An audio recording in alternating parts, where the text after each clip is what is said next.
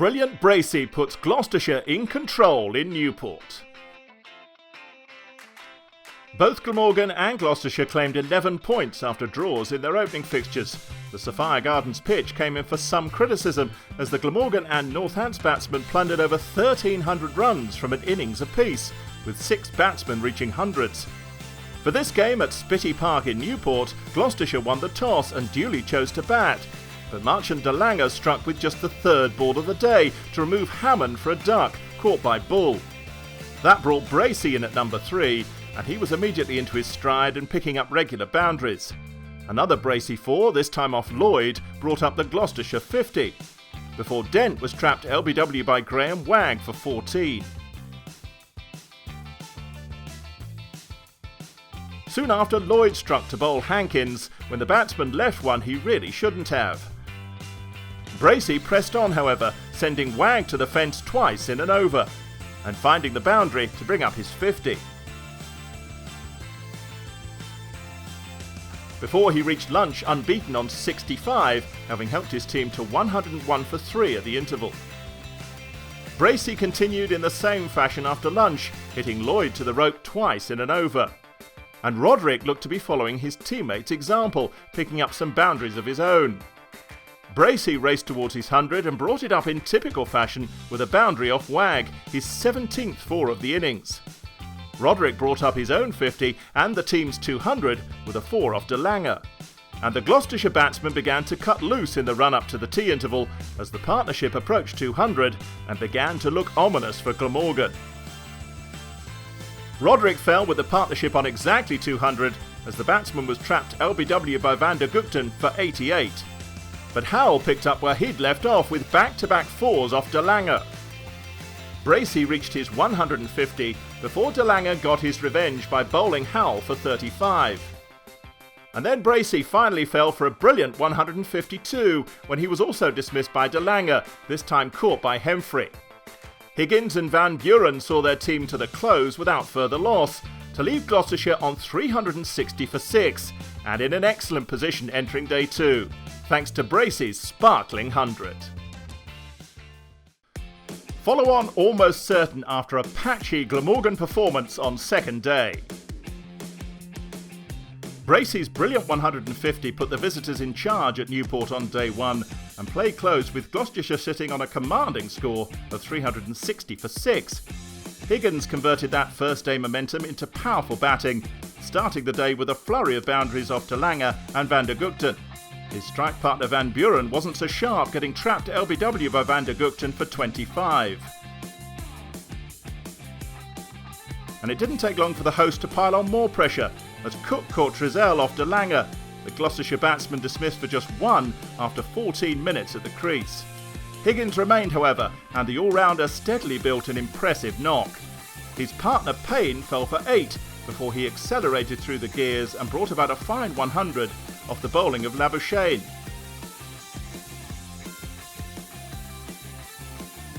It took just 10 more balls though for Higgins and Gloucestershire's innings to come to an end. Gloucestershire all out after 118 overs for an impressive 463. The solid start that Glamorgan needed before lunch didn't come. A devastating over from Payne got Selman LBW for 14, and just 2 balls later he sent Labuschagne walking with a duck. Lunch revitalised the batting side, with Hemfrey and Lloyd slowly building the Glamorgan score. A flurry of boundaries brought Hemfrey to a swift half-ton off just 63 balls, but the partnership fell apart when Lloyd was stumped for 37 by a quick-thinking Roderick.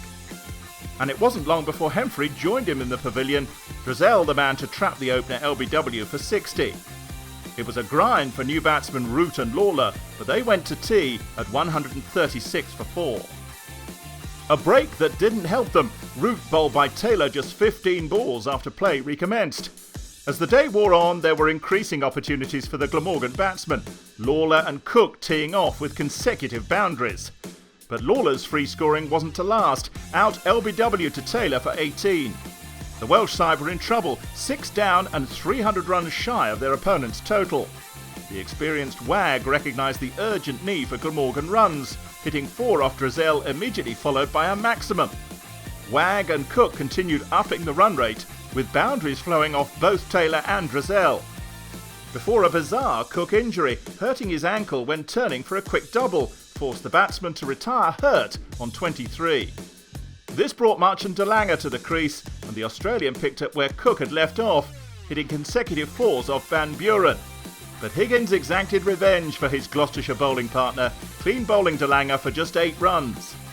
Bull came in and was pinned down by tidy Gloucestershire bowling, and after 18 minutes and just 2 runs was caught behind off Drizel. Despite Wag's resolute 45 not out, it was clear by the close of play on day 2 that Glamorgan were bound to follow on, and that Gloucestershire were firmly in charge of this match. Glamorgan batsmen dominate after being forced to follow on. Glamorgan began day 3 facing the follow-on, 8 wickets down and still 222 behind Gloucestershire's first innings score after a poor batting display at Newport. Glamorgan were only able to add 9 runs to their overnight score before the innings was brought to a close. Wag brought up a batting 50 before Drizel claimed his 4th wicket of the innings by having him caught by Hammond.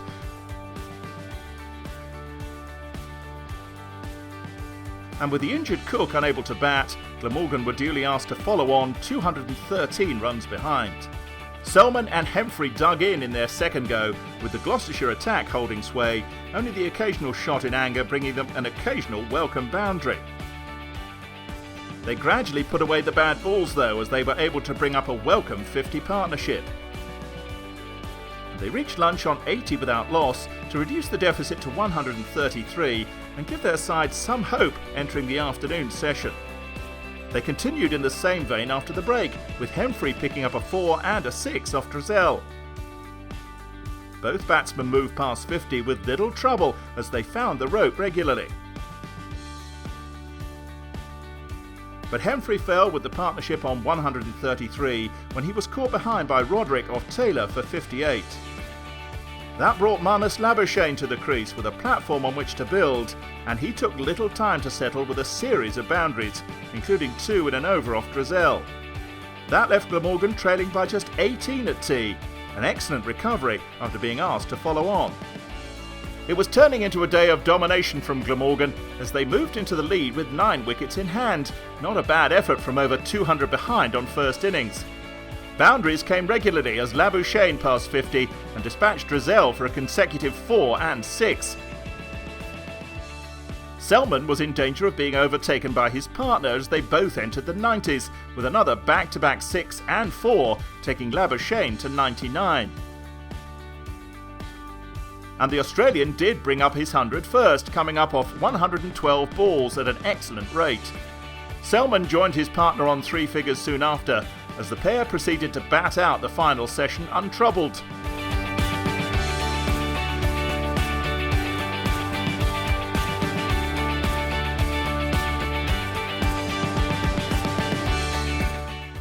They eventually reached the close on a scarcely credible 359 for 1, a handy 146 ahead. They'll look to set a declaration target on the final day, but the draw looks the odds-on favourite result.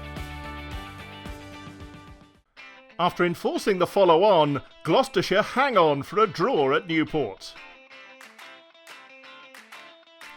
Glamorgan were asked to follow on early on day 3, but thereafter completely dominated with the bat to rack up a mammoth 359 for 1, with both Selman and Labuschagne scoring centuries. Selman brought up his 150 early in the morning session, but fell the very next ball as he edged Payne behind to Roderick. Lloyd came in with similar intent, and Taylor came in for some stick, with Lloyd hitting him for a 6 and a 4 before Labuschagne clubbed him through the covers. But Taylor got his revenge in the following over as he trapped Labuschagne LBW, the Australian falling for a career-best 137. Lloyd was still rattling along, however, and helped Glamorgan pass the 400 mark with a series of boundaries. Before he too fell LBW, this time to Payne. Lawler and Root were only going to play one way, as they tried to set an unlikely declaration total in order to force a result. But they both fell before the lunch interval, with Root caught and bowled by Higgins, and Lawler bowled by Howell. That left Glamorgan 446 for 6 at lunch after Gloucestershire took regular wickets during the session. But with the host 233 ahead, time was running out for either side to force a result. Gloucestershire's only hope of victory was to take the remaining wickets quickly, and they had early success in the afternoon, De Lange falling to pain and Glamorgan were 7 down. With Chris Cook unlikely to bat, Glamorgan were effectively 8 down, but Wag and Bull added 30 more useful runs to their lead before Payne struck again. Bull, his 4th wicket of the innings, caught behind for 5. Soon after, Glamorgan decided they had enough and declared on 481 for 8. Wag not out 27, but the card dominated by Selman and Labouche. Gloucestershire's target 269 in 51 overs. But they made a bad start, Dent nicking Van der Gugten to second slip, and it was 1 for 1. And Gloucestershire's run chase was stalling when Miles Hammond was trapped on his crease by De Lange and edged behind to substitute keeper Tom Cullen. Bracey and Hankins survived to tea, the score 39 for 2, still 230 required. They didn't last long after the interval though, Bracey slashing at Wag and smartly taken above his head by Selman at second slip. And when Bull produced a beauty to bowl Hankins just 1 run later, a remarkable Glamorgan win seemed possible, with Gloucestershire 41 for 4. Benny Howell went on the attack for the visitors with 4s off Wag and Bull, and with Roderick offering support, Glamorgan's victory charge was stalled. A stand of 62 made a draw the likely outcome, but when Lloyd took an excellent low catch at first slip to remove Howell for 44 off Bull's bowling, Glamorgan had 16 overs to take 5 wickets. Gloucestershire shut up shop with 32 successive dot balls after Howell was dismissed. But then Roderick was caught behind off Labouche, and it was 107 for 6, and Glamorgan still had hope. But they didn't have enough overs, and Higgins and Van Buren batted out the remainder of the match with few alarms. They even hit a boundary or 2 before the captain shook hands with an over remaining. At 137 for 6, Gloucestershire had survived a scare at the end of a match they dominated to start with. A great effort from Glamorgan, who pick up 9 points. Gloucestershire escaped with 13.